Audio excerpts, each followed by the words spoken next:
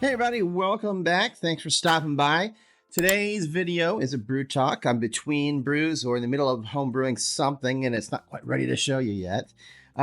Before I get started though, big shout out, and this is not me trying to drum this up. I just want to say thanks. I got my first super chat on my channel from Brewing Bad. So if you know him or find him on Instagram, go check him out and give him a follow and subscribe if that's what you do over there. I don't know. I don't have Instagram, but whatever you do on Instagram, go do it. So if I do get something like a super chat or whatever on my channel, I've already made the decision a long time ago that anything I would get, if I get anything, monetarily speaking, I plan to put back into the channel, whether that means helping to pay for editing software that I use that I pay subscription for, or whether it means, buying a better camera to do like the videos, or maybe it just means buying a beer. So this beer is dedicated to Brewing Bad. I don't know why, but I feel like this is the right beer to drink for him. This is Belching Beaver Planet, or I said Planet Peanut Butter. I've had it before. It's been a little while. I don't get it that often. It's one of those beers that I like it, but then if you have it too often, you start to go, It's definitely made with PB2, and it's just kind of almost an artificially, I don't know, it's kind of like milk chocolate without the milk. You're missing something. Same thing, PB2 without, peanut butter without the fat. It's just missing something. And I like this beer. It's not bad. I'm just saying it does have, to me, that feel like it's kind of missing something. Anyway, thanks again, Brewing Bad. So today's video, so I've talked about this sort of before. I've talked about aerating your wort in a couple videos. I've always felt that it's really important to aerate your wort. And the general consensus is that if you don't have any special equipment, the best you can do is just shake the bejesus out of your fermenter if you are able to pick it up for as long as you can. The longer, the better. They say like at least say 3 minutes, but you're only going to get so much sugar. Boy, I just got home from work, guys. So give me a little leeway here. Sorry, not sugar, oxygen, right? There's only going to be so much oxygen that can get into your wort by just shaking it like that, like from the atmosphere. Obviously, the atmosphere is not 100% oxygen, so you're not going to get. You're only going to get so much. And I feel like anyway, I have better results if I oxygenate my wort with one of those, stainless steel food grade sort of paint spinners that you attach to your drill, and do that for 3 minutes. And that actually seems to get more oxygen into the wort. I've been having better results in my end beer, so I feel like it helps.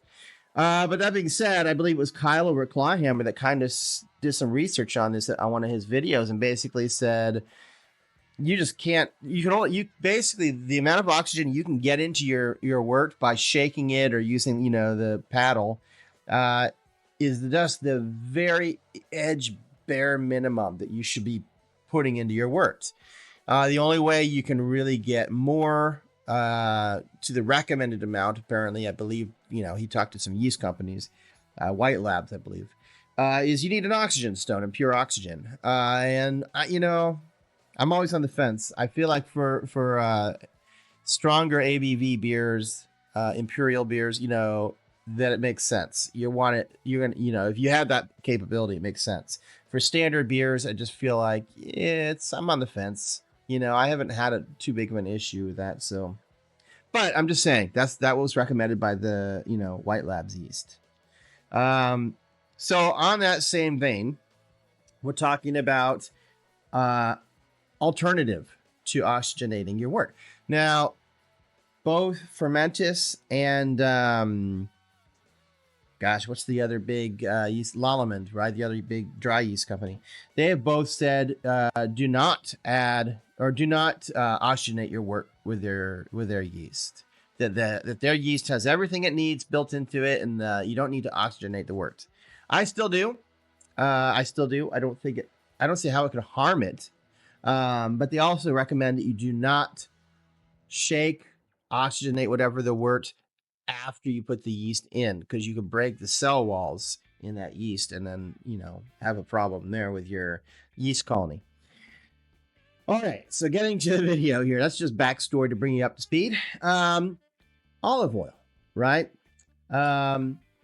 So what happens is yeast needs the oxygen to create unsaturated fatty, I want to say lipids or maybe acids, fatty something. We'll just call them fatties, right? And one way to get that without doing the oxygenation would be to add some kind of unsaturated oil. And olive oil seems like the way to go. And I've never tried this. This is fascinating to me. So there are people who say that you can just add some olive oil and not aerate the wort at all, and you get the same results. I have a couple questions about this. First of all, the amount is very small. You're talking like 4 milligrams of olive oil in a 5-gallon batch. Now, 4 milligrams, remember, we usually measure our, ingredients in grams, right? If we're talking about hops, now we're talking milligrams. What is there, 1,000 grams in a milligram, something like that? Or the other way around, 1,000 milligrams in a gram. So you'd need an awfully precise scale. Or I suppose maybe you're just going to wing it and put the tiniest little drop, right? Which is probably even more than you really need in your wort. Or they say put it in with a starter, but if you don't do a starter, you just put it into the wort. Here's the thing. We know oil and water don't mix.